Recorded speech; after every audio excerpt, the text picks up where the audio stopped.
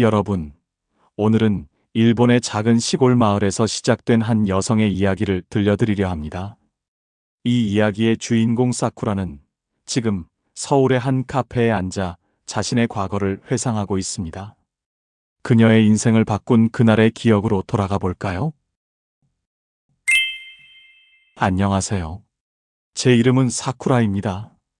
지금 저는 서울의 한 카페에 앉아 제 인생을 완전히 바꿔놓은 그날의 이야기를 들려드리려고 해요. 27살의 저는 이제 곧 한국인과 결혼을 앞두고 있어요. 불과 2년 전만 해도 상상조차 할 수 없었던 일이죠. 2023년 가을, 제 이야기는 시작되었어요. 매일 아침처럼 저는 뉴진스의 하이보이를 들으며 하루를 시작했어요.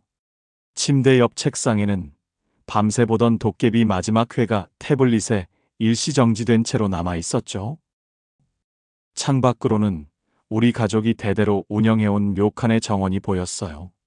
오래된 단풍나무 아래로 작은 연못이 비치는 모습은 매일 아침 마주하는 친숙한 풍경이었죠.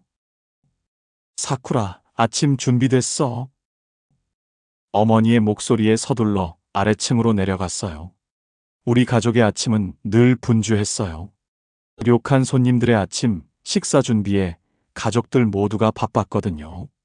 아침 식사 자리에서 아버지가 말씀하셨어요. 오늘은 한국에서 단체 손님들이 오신대. 순간 저도 모르게 한숨이 나왔어요. 최근 TV에서 본 뉴스 때문이었죠. 일본 여성들이 한국에서 성매매를 한다는 충격적인 보도. 그 후로 한국인들을 대할 때마다 불편한 마음이 들었어요. 왜 한숨을 쉬는 거야? 요즘 우리 료칸이 한국 관광객들 덕분에 잘 되고 있잖아. 오빠 케니치의 말에 그저 조용히 자리에서 일어났어요. 서점으로 향하는 길, 어제 저녁 저희 료칸에서 머무르신 분들이 단풍나무 아래 앉아 계셨어요. 소박한 점퍼를 입은 할아버지는 이른이 훌쩍 넘어 보이셨고, 허리가 살짝 굽으신 할머니는 손주들 사진이 담긴 지갑을 들여다보고 계셨어요. 투박한 손과 거친 피부를 보니 시골에서 평생을 농사지으며 사신 것이 분명해 보였어요. 고등학교 때부터 K-팝을 좋아하며 한국어를 독학했던 저는 그분들의 대화를 어렴풋이 알아들을 수 있었어요. BTS와 블랙핑크의 노래를 따라 부르다 보니 자연스럽게 한국어에 관심을 가지게 되었거든요. 한국 드라마도 자막 없이 보는 게 목표였죠. 여보, 우리 자식들이 이런 좋은 데도 보내주고 참 복받았네. 할머니의 목소리에는 감동이 묻어났어요. 맞아요. 서울 사는 큰 아들이랑 작은 딸이 돈을 모아서 보내준다고 했지? 우리 같은 시골 늙은이들 보고 일본까지 가보라고. 할아버지의 눈시울이 붉어지시는 게 보였어요. 지나치려던 그때 할머니의 다음 말씀이 제 발걸음을 멈추게 했어요. 여보, 우리가 어렸을 때는 상상도 못했지. 이렇게 일본에 자유롭게 여행 올 수 있을 줄은. 그러게 말이요. 우리 부모님 세대만 해도 일본 말만 들어도 치가 떨리셨는데. 그리고 이어진 할아버지의 말씀. 우리 아버님이 강제징용 되셨을 때 얘기 기억나? 밤마다 악몽을 꾸시면서도 우리한테는 말씀 안 하시려 했잖아. 그러다 돌아가시기 전에야 겨우 말씀하셨지. 후쿠오카 탄광에서 당한 일들. 지금도 생각하면 가슴이 미어져. 그래도 우리가 이렇게 와서 보니까 일본 사람들도 다 똑같은 사람이더라고. 저기 봐. 아침마다 우리한테 인사하는 저 젊은 직원도 우리 손녀같이 착해 보이잖아. 노부부는 사쿠라를 향해 따뜻하게 미소 지었습니다. 그제야 사쿠라는 자신이 그들의 대화를 엿듣고 있었다는 것을 깨달았습니다. 얼굴이 붉어졌지만 도망치듯 그 자리를 떠날 수는 없었습니다. 죄송합니다. 이야기를 듣게 되었는데. 사쿠라가 고개를 숙이며 말했습니다. 아이고, 괜찮아요. 우리도 큰 소리로 얘기했으니까. 할머니가 다정하게 웃으며 말씀하셨습니다. 혹시 더 자세히 들려주실 수 있으신가요? 떨리는 목소리로 사쿠라가 물었습니다. 그렇게 시작된 대화는 1시간 넘게 이어졌습니다. 서점 출근 시간은 지나갔지만 사쿠라는 움직일 수 없었습니다. 노부부가 들려주신 이야기는 그녀가 알고 있던 세상과는 전혀 달랐기 때문입니다. 우리 아버님은 18살 때 강제로 끌려오셨어요. 탄광에서 3년을 보내셨는데 처음 1년 동안은 하루에 한 끼도 제대로 못 드셨대요.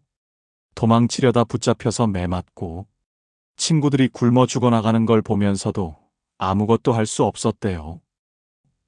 할아버지의 이야기를 들으며 사쿠라의 눈에는 눈물이 고였습니다. 학교에서는 이런 이야기를 들어본 적이 없었습니다. 교과서에도 없었고 선생님들도 말씀해 주신 적이 없었죠. 그래도 이제는 달라졌잖아요. 젊은 세대들은 서로를 이해하려 노력하고 우리 손자도 일본 회사에서 일하고 있어요. 세상이 많이 바뀌었지. 할머니가 사쿠라의 손을 따뜻하게 잡아주었습니다. 저는 정말 몰랐어요. 이런 일이 있었다는 걸.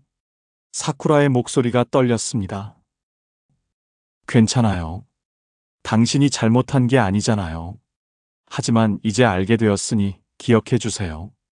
역사는 잊으라고 있는 게 아니라 더 나은 미래를 만들라고 있는 거니까요. 제 심장이 멎는 것 같았어요. 학교에서는 들어본 적 없는 이야기였으니까요. 그날 그 노부부의 대화를 우연히 듣게 된 것이 제 인생을 완전히 바꿔놓게 될 줄은 몰랐어요. 그날 이후로 저는 서점에서 일하는 틈틈이 한일 관계에 대한 책을 찾아보기 시작했어요. 서점 구석구석을 뒤지면서 관련 서적들을 찾았죠. 처음에는 몇 권 되지 않았는데 찾다 보니 점점 더 많은 자료들이 보이기 시작했어요. 평소에는 지나쳤던 책들이 이제는 하나하나 눈에 들어왔어요. 위안부, 강제징용, 문화말살 정책. 처음 듣는 단어들이 저를 충격에 빠뜨렸어요. 우리가 이런 일들을 저질렀다니 도저히 믿기지 않았죠. 인터넷으로도 찾아보았어요. 밤늦게까지 자료를 읽다가 잠들기를 반복했죠. 사쿠라, 요즘 너 이상해. 어느 날 저녁 서재에서 책을 읽고 있는 제 모습을 보며 오빠가 다가왔어요. 오빠, 이건 집착이 아니야. 우리가 알아야 할 진실이라고. 제가 읽던 책을 보여주려 했지만 오빠는 거칠게 손사래를 쳤어요. 그만해. 이건 다 한국 사람들이 과장해서 만든 이야기일 뿐이야. 우리 할아버지 세대는 한국의 발전을 위해 애쓰셨다고. 그런데 왜 자꾸 우리를 나쁘게만 보는 거야? 오빠의 목소리에는 분노가 가득했어요. 책장을 거칠게 넘기며 말을 이었죠. 넌 요즘 K-팝이니 뭐니 하면서 한국 것만 좋아하더니 이제는 우리나라를 비난하는 것까지 배워왔어? 정신 차려, 사쿠라. 그런 옛날 일에 집착하지 말고 현재를 봐. 눈물이 났지만 참았어요. 오빠의 반응이 이해가 갔어요. 저도 얼마 전까지는 비슷한 생각이었으니까요. 하지만 이제는 달랐어요. 그러던 어느 날 우리 료칸에 한 남자분이 찾아오셨어요. 안녕하세요. 예약했는데. 김민준이라고 합니다. 서툰 일본어였지만 공손한 태도가 인상적이었어요. 손님을 안내하면서 묘한 설렘을 느꼈죠. 민준 씨는 일주일간 머무실 예정이었어요. 건축가시라고 했는데 일본의 전통 건축을 연구하러 오셨대요. 매일 아침 일찍 나가셔서 저녁 늦게 돌아오시는 모습을 보며 저는 점점 더 관심이 갔어요. 저기, 혹시 이런 책들에 관심 있으신가요? 어느 날 저녁 용기를 내어 말을 걸었어요. 손에는 그동안 읽었던 한일 관계 서적이 들려 있었죠. 민준 씨의 눈이 커졌어요. 일본 분이 이런 책들을 읽고 계시다니. 놀랍네요. 그렇게 시작된 대화는 밤늦게까지 이어졌어요. 민준 씨는 한국에서는 너무나 당연히 알고 있는 역사적 사실들을 일본인들이 모르고 있다는 사실에 놀라셨죠. 우리 할아버지도 강제징용되셨어요. 다행히 살아서 돌아오셨지만 민준 씨의 이야기는 제 가슴을 아프게 했어요. 그러면서도 이상하게 마음이 끌렸죠. 진지하게 이야기를 들어주시는 모습이 좋았어요.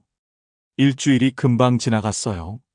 민준 씨가 체크아웃 하시는 날 예상치 못한 제안을 하셨죠. 한국에 한번 와보는 게 어떨까요?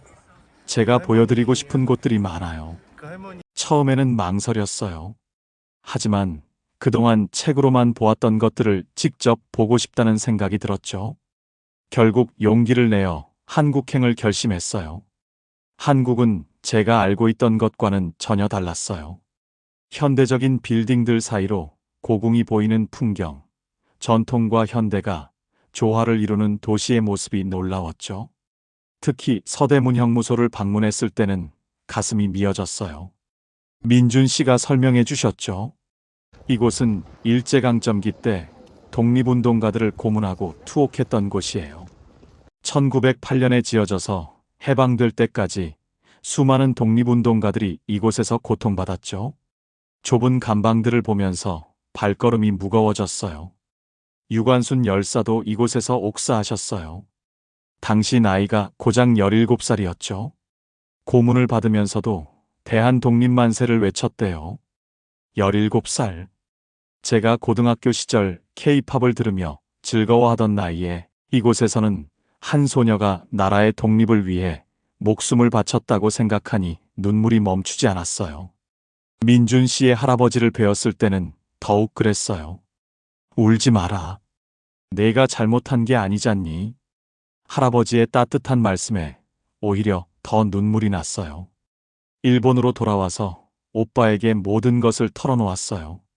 처음에는 격렬하게 반대하며 역사 부정론자의 입장을 고수하던 오빠였지만 제가 한국에서 보고 듣고 느낀 것들을 진지하게 이야기하는 것을 듣고 나서는 조금씩 마음을 열기 시작했어요.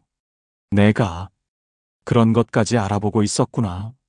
사실 나도 궁금했어. 왜 한국 사람들이 아직도 우리나라를 그렇게 봤는지. 이제 조금은 알 것 같아. 시간이 흘러 저는 큰 결심을 했어요. 한국에서 새로운 삶을 시작하기로 한 거죠. 민준 씨와의 결혼을 앞두고 있는 지금 많은 것들이 달라졌어요. 결혼 준비는 또 다른 문화 충격의 연속이었죠. 한국의 결혼 문화는 제가 알던 일본의 그것과는 너무 달랐거든요. 뭐라고요? 예단을 친정에서 준비한다고요? 결혼 준비 과정에서 처음 맞닥뜨린 충격은 예단 문화였어요. 일본에서는 들어본 적도 없는 개념이었죠. 그리고 신혼집은 신랑이 준비하는 게 보통이에요. 민준 씨의 어머니가 설명해 주셨어요.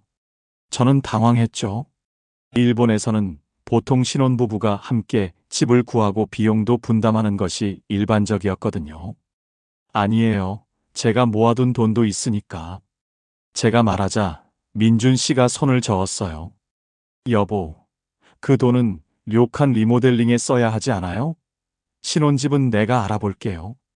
민준 씨는 서울의 비싼 집값에도 불구하고 강남 근처에 아담한 신혼집을 구했어요. 웨딩 플래너와 상담할 때는 또 한 번 놀랐죠. 우리 일본에서는 보통 호텔이나 레스토랑에서 조용히 하는데, 한국은 큰 웨딩홀에서 하는 게 일반적이에요. 하객도 보통 200명은 넘게 오시고요. 눈이 커졌어요. 일본의 결혼식은 보통 20-30명에 가까운 친지들만 초대하는 소박한 분위기인데 이렇게 많은 하객을 초대한다니 상상도 할 수 없었어요. 결혼 준비 과정에서 가장 큰 고민은 한복과 웨딩드레스의 선택이었어요. 사쿠라 씨, 한복이 정말 잘 어울리시는데요? 웨딩샵 직원의 말에 민준 씨의 어머니가 감동의 눈물을 보이셨어요. 우리 며느리 한복 입으니까 정말 우리 딸 같다. 한편 일본에서는 부모님이 걱정이 많으셨어요. 시모노세키에서도 식을 올려야 하지 않겠니? 네, 어머니. 한국에서 식 올리고 일주일 뒤에 일본에서도 작은 식을 할게요. 지금 이 순간에도 저는 생각해요. 80년대 버블 경제 시대에 일본은 세계 최고의 호황을 누렸었죠. 하지만 지금은 제가 어렸을 때만 해도 세계인들이 열광하던 소니, 파나소닉, 아이와 같은 일본 브랜드들은 이제 찾아보기 힘들어졌어요. 버블이 꺼진 후 30년 이상 계속된 경제 침체는 일본의 젊은이들의 꿈까지 앗아갔죠. 료칸에서 일하면서도 느꼈어요. 임금은 오르지 않는데 주변 친구들은 하나둘 돈을 벌기 위해 해외 워킹홀리데이를 떠나갔어요. 장인 정신이라는 말로 포장된 낡은 관습들은 새로운 변화를 가로막고 있었죠. 인터넷 예약 시스템 하나 도입하는 것도 얼마나 많은 저항이 있었나요? 제가 사랑하는 나라예요. 하지만 이제는 알겠어요. 우리가 역사에 대한 반성 없이 너무 오랜 시간을 보냈다는 걸. 과거의 잘못된 선택들을 인정하지 않은 채 그저 자부심만을 내세우며 시간을 보냈다는 걸. 반면 한국은 달랐어요. 처절했던 과거를 정면으로 마주하고 그것을 발판으로 눈부신 발전을 이뤄냈죠. 이제는 한국의 문화가 전 세계를 사로잡고 한국의 기업들이 세계 시장을 선도하고 있어요. 혹독했던 역사를 이겨내고 이뤄낸 한국의 모습이야말로 어쩌면 일본이 진정으로 본받아야 할 모습이 아닐까요? 그래서 저는 한국에서 새로운 삶을 시작하기로 했어요. 이곳에서 새로운 희망을 발견했으니까요. 민준 씨와 함께 양국의 문화를 이해하고 존중하면서 우리만의 새로운 이야기를 써내려가고 싶어요. 벚꽃과 무궁화가 함께 피어나는 그날을 꿈꾸며 저는 오늘도 한 걸음 더 나아갑니다.